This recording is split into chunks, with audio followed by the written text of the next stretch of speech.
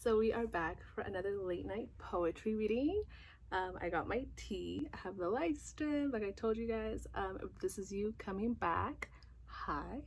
And if you're new, basically what we do, well, what I do here is I read you 3 poems that were so close to coming into my new upcoming, I love saying it, my new debut poetry book. I read you 3 poems that almost made it but didn't make the cut, and I go in depth about each piece, why I wrote it, the meaning behind it, and why I didn't make it in the book. So pause this and go get yourself a cup of tea, get your favorite blanket, get your favorite teddy bear, whatever you need, and let's go into this little ride. Just want to say before we start, this tea, I love this cup, but this tea, it's, you won't see it, I tried showing it before, but it's gonna fall. It's Jamaican tea. It is bomb. So good, I love it. But let's get into the poems. Okay, so the first poem that we have for today. I can see peace and freedom dancing in the sky, like 2 sisters who live inside one another and all around us. I want them to kiss me, to lift my arms off of me and submerge themselves inside me, to course through my veins. I want to feel the peace within, and I want the freedom to lift me higher than I ever thought I could go. So this poem, I actually wrote this poem maybe last month, and I did want to really include it in the book. I was like, this is awesome. Like, I love writing about freedom, and like, I was like, I have a lot of poems about being free and like the wind and everything and freedom, but I don't have a lot of poems about peace. So I started thinking a lot about peace, like, well, what does peace mean to me? And I felt like when I was writing this, before I wrote it, like I was thinking how, for me at least, like peace is tied into freedom, where I feel like the only way I can truly be free is if I have peace within myself. I have to find everything within me that that feels okay with me and be okay with it. Like, even if I'm not feeling my best and I'm going through a very, very hard day, like I just can't get myself out of bed, or I can't do what I want to do, I can't create, like I still need to find that peace within myself and be okay with that. Like, we get into these places where we just start being so hard on ourselves that we're not, I guess in a way they say, like, being at your true potential. But even then, like, we have to be okay with that. We can't be constantly like, I don't know, that's the way I looked at it. But I like this one because even just with peace and freedom, like I was imagining it like just 2 sisters, and I went into this daydream where I just saw them like gliding across the sky and just dancing with one another, and not being scared of just being what they are, just simply being, living in the world. And I feel like that's what we all want.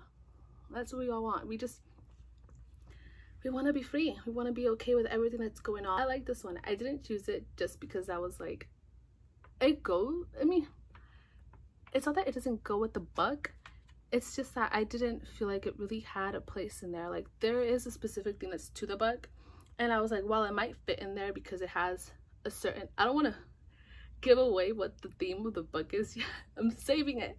So I was like, it kind of goes into the theme of the book, but I was like, I could put something better. Like, that's the honest truth. I was like, I know I could put something better. Like, this is just a simple poem. It doesn't really stick out to me. A lot of the poems that I put in the book are poems that really stuck out to me and that I really loved. So I didn't really love this one as much as other ones that I put in there. And I was like, I know that I could write something much more, like, better, honestly, that I'm gonna love much more than this poem. Like, I'm not gonna put this poem just for the sake of putting another poem. I don't want my book to be like that at all. So that's that poem. Now let's get into the other one.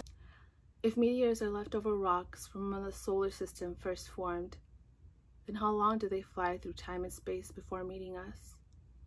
How many times have our souls flown through unknown paths across the earth, surrender themselves to the call of the winds and the high breezes? How many paths have we taken that we know nothing of, but is imprinted in our souls? How many times have we only drifted in the unknown, waiting for the day to be pulled to wherever it is we're all destined to go? Perhaps life is all but an unknown path, invisible to the human eye. Perhaps all life is just feeling and listening to the universe to guide us. So this poem, I'm gonna be like truthfully honest, I am not crazy for this poem. I feel like I felt it when I was first writing it, and it's just like from the beginning sentence, I feel like it sounds like a third grader's thesis. But I was about to consider it for the book because I did write a little note on it saying work on it. There, you can see it there. But I put work on it because I was like, I know I can make that beginning stanza better. Like the rest of the other part, I like it, but it was all over the place for me, and I don't even know why.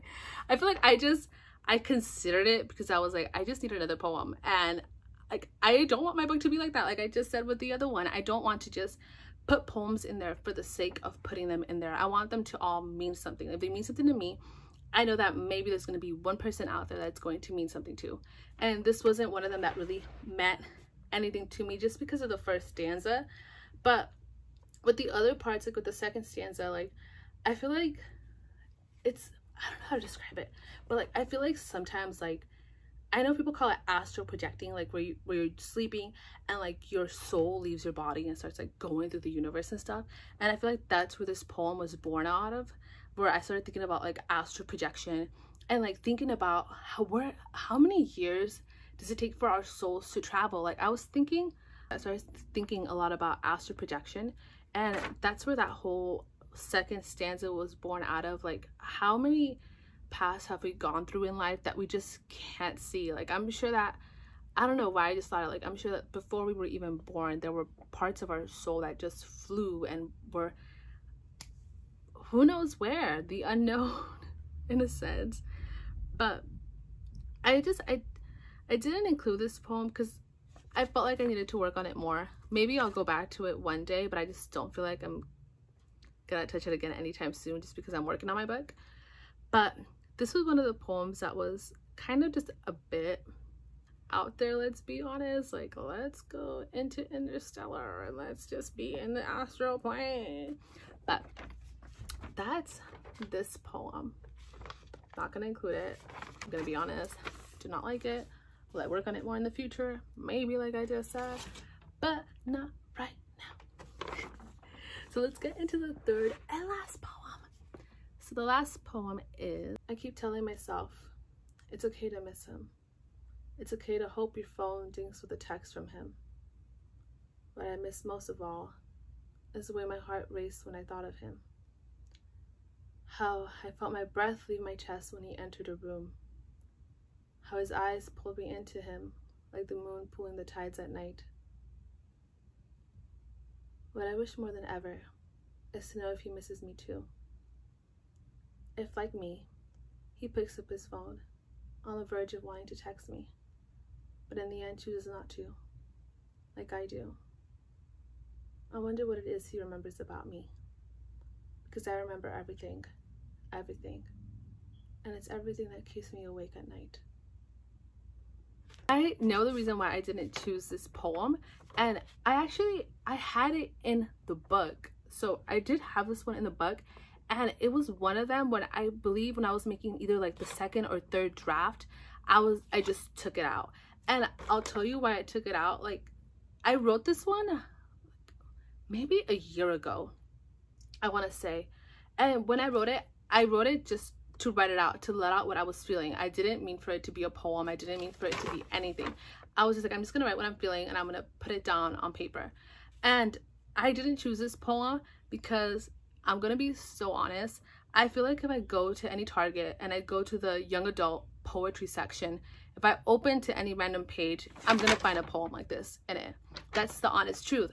I find so many poetry books by young poets that have these kind of poems on them, where it's like, it's very modern poetry, which I personally don't like. I sound so bad, but I'm not a big fan of modern poetry. It has to be a specific type of poetry, I feel like. But when it's like stuff about, you know, oh my god, are they texting me? Or I'm just like, girl, like you and 3 other books have the same poem but just in different wordings. So That's why I didn't choose this one. It was in the book, and then I just took it out. I was like, there are better stuff that I've written.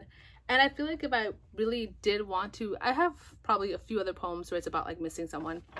But I was like, if I did want to include any other poem like that, I know I could write something better. Like, I know what I'm capable of. I know what I can write. I know what I can create. And I was like, this is not my best. This is just not, it doesn't live up to what I like writing. And honestly, when I wrote that, like I said, I just wrote it in the middle of a night because I was like, I'm feeling kind of sad. So I wrote it, and it was it. I mean, it's cute. We all write that. Not everything has to be great. I feel like that's what we need to remind ourselves. Not everything that we write has to be amazing. It doesn't have to be a sonnet. It doesn't have to be whatever it is you think it has to be. Write crappy stuff. I write so many crappy stuff. That was a crappy one. I'll admit it. I feel like, honestly, the ones that I read today were all crappy.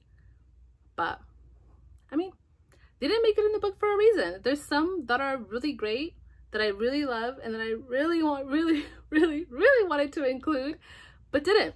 It's just the way it is. Maybe they'll be used in something else. Maybe they just didn't work with the book. Maybe I just didn't want to, you know?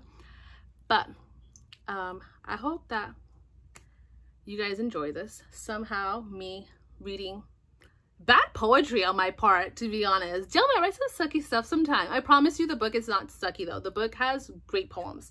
It has a lot of great poems, and I really love them. And I can't wait to share the theme with you guys. I'm thinking of sharing the theme on YouTube, but I'm not too sure yet. But I'm happy that you guys joined me in tonight, that you allowed me to read to you and be all hippy dippy and be with my little skull cup of tea and sweating because it's hot in here. It's always hot in here whenever I close the window. But thank you for coming, for being on my channel, and have a good night.